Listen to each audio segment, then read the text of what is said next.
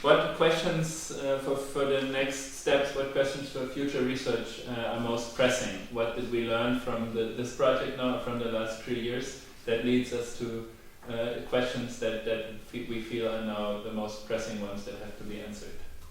The work till now has, in a way, been only, I would say, the tip of the iceberg. I mean, we could at least understand now in which way we have to go and research in various ways.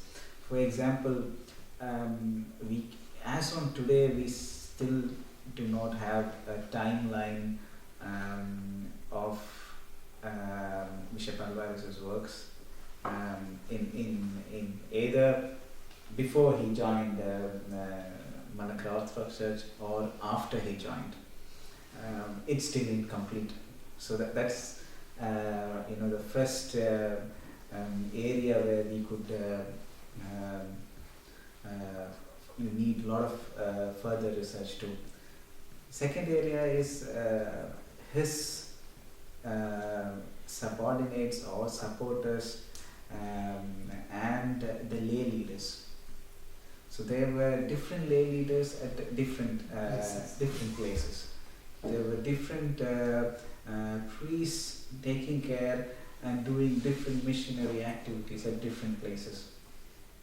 We now know few of the names of the main lay leaders, few of their activities. We still do not have at least a 50% picture of each what they did. Only the names we know at some time. And even the areas in which they were present, we are only identifying some of the areas now. We do not know who worked there, who was there, what community was there. So I would say it's a very huge area to look into, to at least find out where this independent Catholic movement have actually taken, in which all areas it's influenced. To say that itself will take much more research.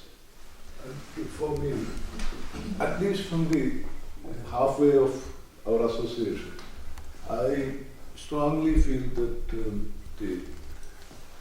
maybe the beginning of the independent Catholic movement is from the Padre Vado propaganda fide, that conflict. But in its later growth, at least in India, British India, there is a factor of caste conflicts within the Christian community or the Roman Catholic community was there. So we have some clues of here and there about this tension.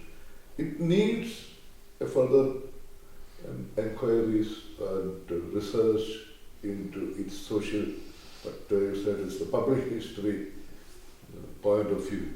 What exactly was there?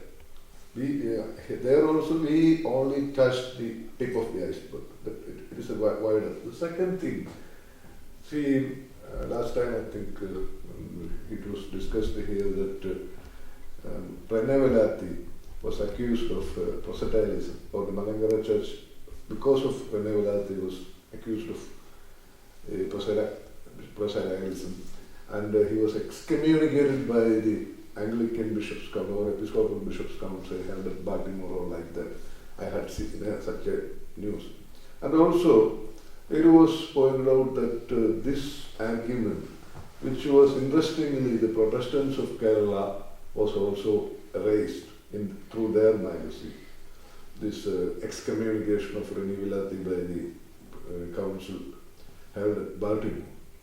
And when I went on, I found that there was a litigation or an argument or a claim about the money of the Malankara Church, which illegally the Anglican missionaries took over, and during this period, the Alois Malankara, at that association period, this issue was reopened, and the Malankara Church claimed that the money back, and it was retired the Protestant faction, and they raised this question. That part also was not. There are traces here and there I have seen, but never correlated. And third thing, as I said, there were independent Catholic movements brought up in Kerala, but only one was survived. And even the emergence of the Church of the East, Thrissur, to be considered as an independent Catholic movement. So that also not correlated. So still, as he said, it is we touched only the tip of the iceberg, and the emergence of the independent Catholic movements itself to be really defined.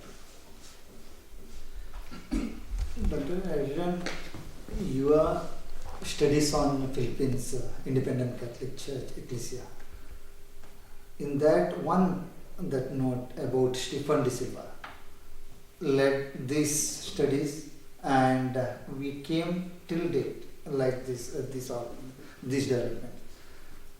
According to me, the tip of the iceberg only we touched. Many things can be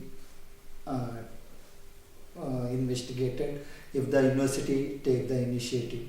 And as Dr. Kurian told, he is the well-versed in Malayalam documents.